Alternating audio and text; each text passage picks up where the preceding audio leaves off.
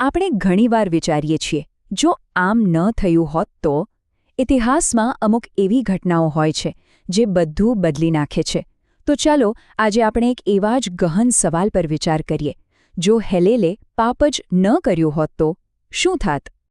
તો આ સવાલ સીધો જ ધર્મશાસ્ત્રના હૃદયમાં લઈ જાય છે. જો એ મૂળભૂત પતન, પેલું પહેલું પાપ, ક્યારેય થયું જ ન હોત, તો ભગવાનની જે આખી યોજના હતી, શું એ કંઈક અલગ હોત? આ સવાલ જટિલ છે, પણ ચાલો એને સમજવાનો પ્રયત્ન કરીએ. હવે આ સવાલનો જવાબ શોધવા માટે આપણે એક ખૂબ જ મહત્વના ખ્યાલને સમજવો પડશે, અને એ છે સ્વતંત્ર ઈચ્છા.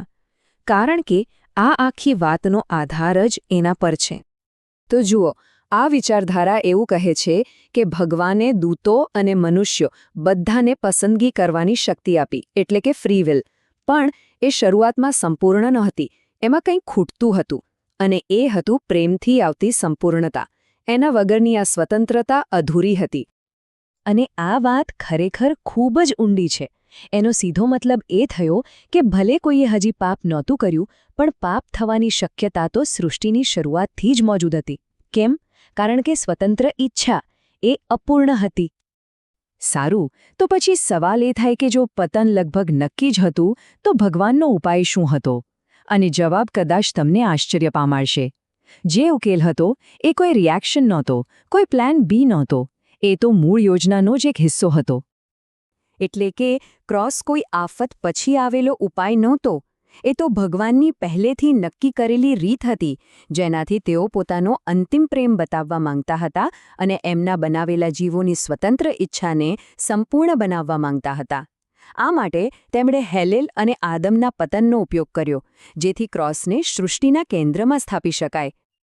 આખી દૈવી યોજના કેવી રીતે આગળ વધી એ જોઈએ. સ્ટેપ 1.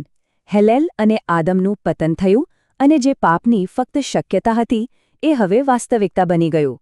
સ્ટેપ 2. પછી ક્રોસની સ્થાપના થઈ, જે ભગવાનનો પહેલેથી વિચારેલો ઉકેલ હતો. સ્ટેપ 3. એ ક્રોસ દ્વારા ભગવાને પોતાનો પ્રેમ સાબિત કર્યો.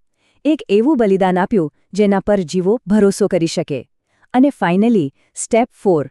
જ્યારે જીવોએ એ પ્રેમને પ્રતિસાદ આપ્યો, ત્યારે એમની સ્વતંત્ર ઈચ્છા સંપૂર્ણ બની.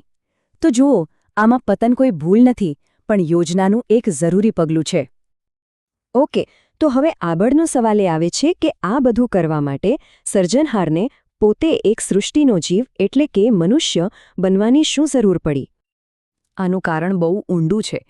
એક સંપૂર્ણ ઉદાહરણ પૂરું પાડવા માટે, એ સાબિત કરવા માટે કે પ્રેમનો જે નિયમ છે એ ખરેખર પાળી શકાય એવો છે અને એ ન્યાયી છે. એ બતાવવા માટે કે જે નિયમ બનાવે છે એ પોતે પણ એ નિયમ પાળે છે. અને છેલ્લે એ દેખાડવા માટે કે જ્યારે નિયમ તૂટે છે ત્યારે એના પરિણામો કેવા હોય છે. આ જ વાત અહીં કહેવાય છે. જ્યારે જીવો જુએ છે કે જેણે આજ્ઞા આપી છે એ પોતે જેનું પાલન કરી રહ્યા છે, ત્યારે એમનો વિશ્વાસ દ્રઢ થાય છે.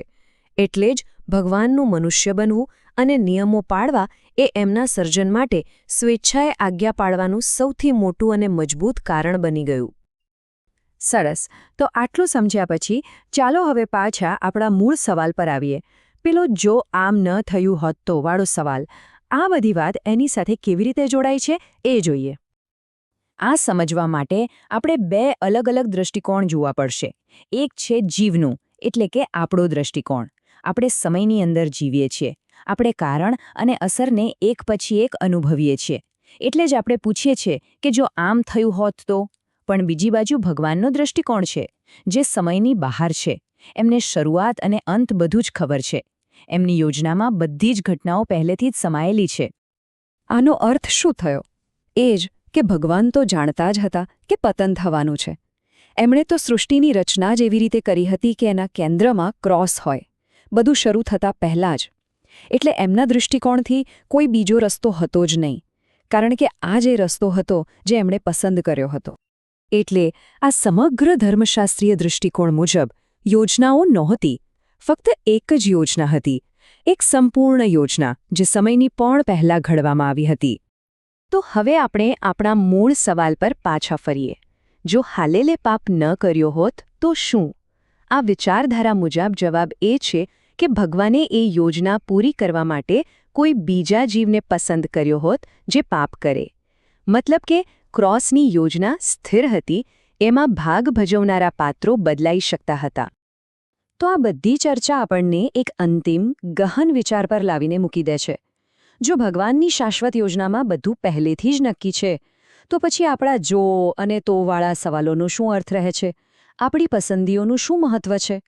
આ એક એવો સવાલ છે જે આપણને વિચારતા કરી દે છે અને જેનો જવાબ કદાચ આપણી સમજની પેલે પાર છે.